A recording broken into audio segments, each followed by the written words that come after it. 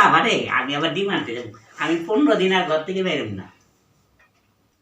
ঈশ্বরে ভগবান, তুমি আমাকে তুলে নাও, এই দিন দেখার জন্য আমি বেঁচে আছি।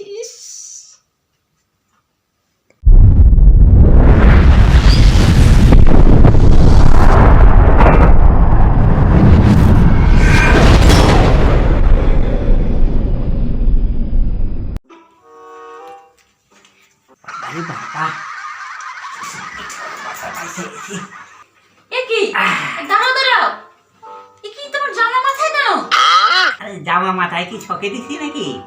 কি অবস্থা, আজকালকার মানুষের কোনো উপকার করতে নেই। উপকার করলে দেখি আমি পদে পদে আমি বিপদে পড়ে যাই। কি হয়েছে ভালো করে বলো দেখি। আরে রাস্তা দিয়ে আইতে আসছিলাম, বুঝছো? হ্যাঁ। এবার আইতে আসলাম, ওই চল রাস্তার সামনে ঘন ঘন গাড়ি আহে আর যায়, আহে আর যায়। তাই এবার একটা বুড়ি মা দেখি রাস্তা পার হইতে পারতেছে না, হারে গেছি রাস্তার সামনে। হেসে আমি কি করবো, আমার খারাপ লাগতেছে। এই বুড়ি মা আজকে রাস্তা পার হয়ে পারবো না, বইয়েই থাকবো। হেসে বুড়ি মারে আমি ধইরা এরকম করে কোলে লইলাম, কোলে লইয়া রাস্তা আমি পার করে দিছি। হেসে কই থেকে যে কেটা এই ছবিটা তুলে দিছে মোবাইলে, ছবিটা মোবাইলে তুইলা ফেসবুকে পোস্ট করে দিছে।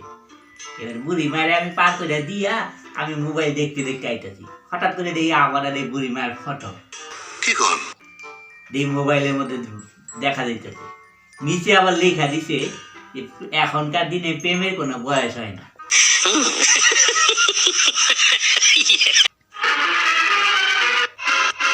আমি অনেক কষ্ট করে মুখ টুক ঢাইকা আইছি, আমার যদি পাড়ার কি না ফেলায় যে এই বুড়ি মানুষের লাগে প্রেম করছে, মুখ ঢাইকা আইছি।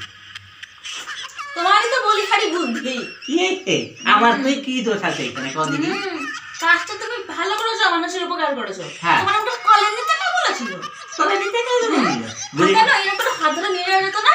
এই বুড়ি তো হাঁটতে পারে না ঠিক মতো, এই ছোট ছোট রাস্তার মধ্যে একটু একটু করে হাঁটতে আসে। ওটা কি চাই না হ্যাঁ নিয়ে যাবো নাকি? ভালো মানুষই দেখা সব সময়। ভালো হয়েছে, এখন বাজারে যাও, আমার ডিম এনে দাও, আমি রান্না করবো। ওরে বাবা রে, আমি আবার ডিম আনতে যাবো। আমি 15 দিন আর ঘর থেকে বেরোব না।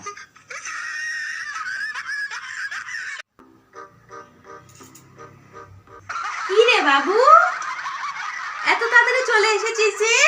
হ্যাঁ, পরীক্ষা দিতে গেছিলি? পরীক্ষা দেওয়া হয়ে গেছে?